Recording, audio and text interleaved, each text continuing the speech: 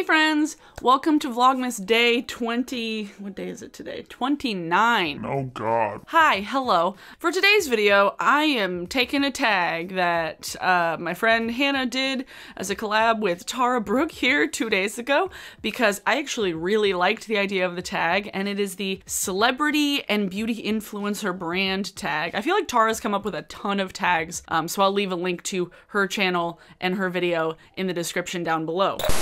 Today, we have 12 questions about my thoughts about celebrity brands, beauty influencer brands, everything surrounding it. So let's get to the questions, shall we? Question number 1, what are your general thoughts on celeb influencer beauty brands? I used to be a lot more like, Why are you coming into the beauty sphere? You're just looking for money. I used to be a lot more like anti all of it, but now after seeing like several celebrities and famous people and influencers actually like pulling it off, I'm like, okay, like I'm a lot more lenient about it now. In general, it's different per person. Like each situation is different. Like somebody like Fenty or like Lunar Beauty or like Dominique Cosmetics, there's a level of like really being passionate about the products themselves and about makeup in general that makes sense, that it doesn't bother me. But then there's people like House Labs or like the Kardashian Jenners who come up with brands that are just like, do you even care? As somebody who grew up with celebrities and famous people coming out with like perfumes every year, like every like female celebrity, even some like male celebrities had colognes, perfumes, like that was all the rage. Beauty brands these days, or beauty collaborations, are pretty much like 2008's perfumes. You know, like back then it was all about the perfumes. Now it's like, oh, let's have a collaboration on like some skincare or some makeup or an eyeshadow palette, or come up with our own makeup brand. So it doesn't really bother me in general. Next. Question number 2, brands that give off the most cash grab vibes. I would definitely say the Kardashian Jenners. I mean, I talked about this in a video recently where it's weird that Kylie Jenner's brand stemmed from people thinking that maybe she had lip filler as a teenager because she was just really good at like overlining her lips and making her lips look bigger. And then they cashed in on that. I feel like when it first started, like it definitely made sense.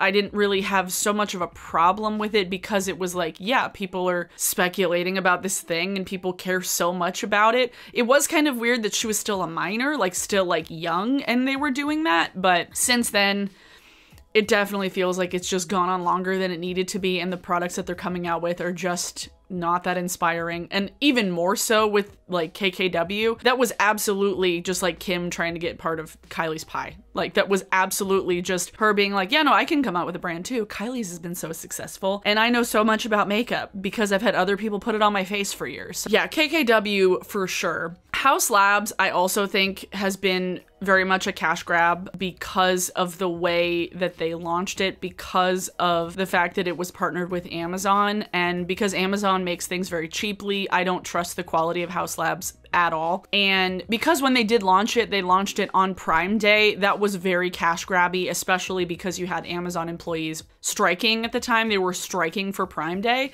And for Lady Gaga, who up until then was very vocal about like social justice and ethical things. I don't agree with all of her ethics. I'm not saying that I do, but because she was a very vocal person, her partnering with like one of the companies where people are treated the worst and just like their ethics and morals as a company are so low, I was very surprised. The products didn't seem like they were attached to her at all. It seemed very much like I can make a bunch of money at this. It just hasn't been inspired in the slightest. Next. Question 3. Brands you own the most products from, influencer, celebrity brands. I mean, definitely the most from Fenty. I have 2 of the Kilowatt Duos. I have the Diamond Bomb, I have a bronzer, and then I have one of the lipsticks. That's it. I don't have a ton of stuff from Fenty, but like that's definitely the most. The only other influencer brands I own anything from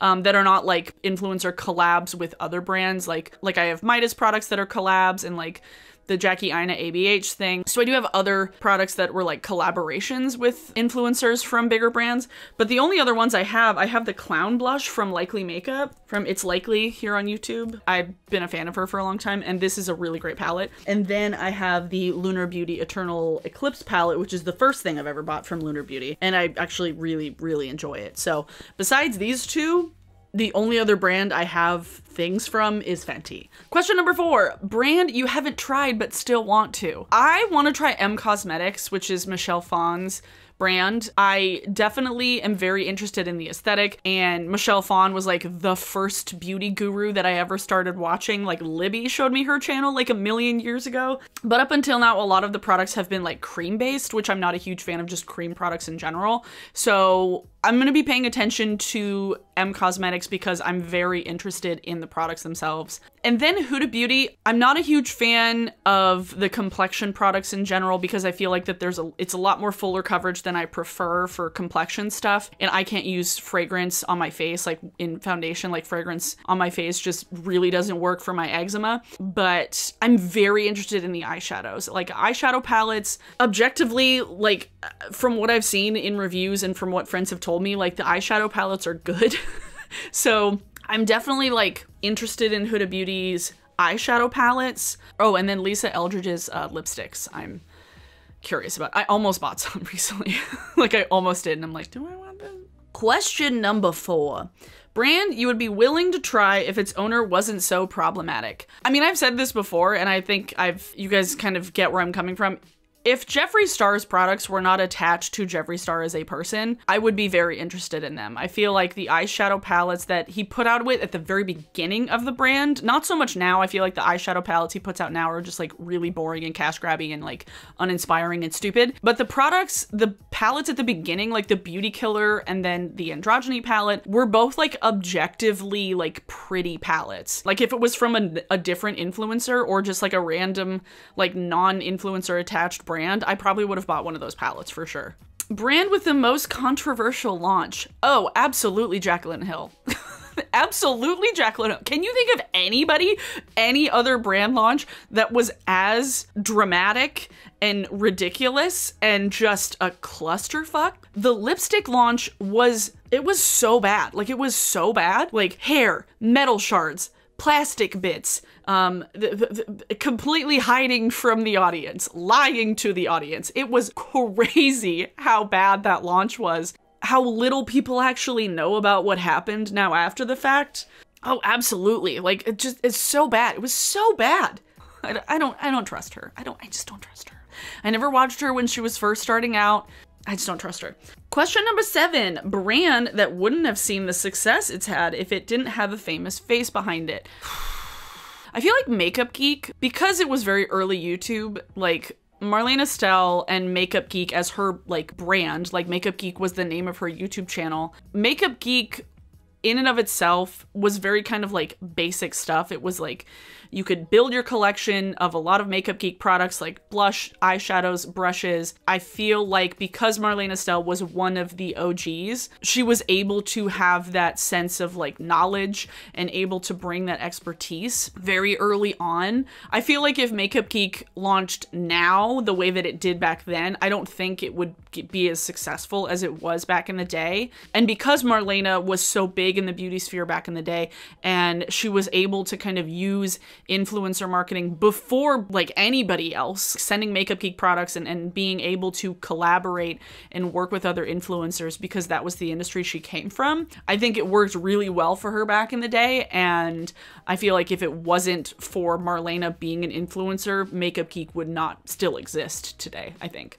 And then Tati. I feel like Tati Beauty and Halo, especially because Tati's connected to both of them. I don't think people would have really given a shit about Halo Beauty because it's a vitamin company, like it's a vitamin. And without Tati behind it, kind of selling it to people, I don't think people would have really cared that much. And Tati's first palette, while like aesthetically pleasing, kind of boring. And because of Tati's reputation at the time, like at the time, not talking about Tati now, but at the time, her reputation was very trustworthy. She seemed to do her research. She was a bit older, so she had that kind of like air of wisdom. Because of Tati's reputation, she was able to sell that palette a lot better than, I don't know, somebody who's a lot younger or a lot newer to the industry and didn't have as big of a following that actually trusted her. And I feel like if that palette had just come out from any other brand, it would have been like, okay, like, you know, not that exciting. And absolutely Kim and Kylie. Like Kim and Kylie, like nobody would care about those palettes if it wasn't attached to them, because that's the reason why people started buying them. They bought them and they got into the products because they liked the Kardashians and the Jenners, especially not at the price point that they are, because it's basically the same quality as ColourPop from what I've heard. Like it's from the same factory, it's from Seed Beauty, it's overpriced ColourPop products. And I don't think if the Kardashians, if Kim and Kylie were attached to it, I don't think people would spend that much money on those products. Absolutely. Question number 8, a brand that doesn't rely on its owner for success. Well, I was trying to think of brands that don't actually have the person's name in the brand. I feel like Honest Beauty is Jessica Alba's brand. I think a lot of people don't realize that it's Jessica Alba's brand because it doesn't have her name attached to it. And I definitely think Honest doesn't kind of bank on Jessica Alba to sell it. I don't know how successful they are as a brand. I've never bought anything from Honest Beauty, but I still see them in stores. I feel like any brand that doesn't have the brand owner and the influencer's name in the title of the products, it definitely helps them separate themselves from the person. So like Flower Beauty, which is Drew Barrymore's brand. Question number 9, brand that surprisingly doesn't align with its owner's persona / aesthetic.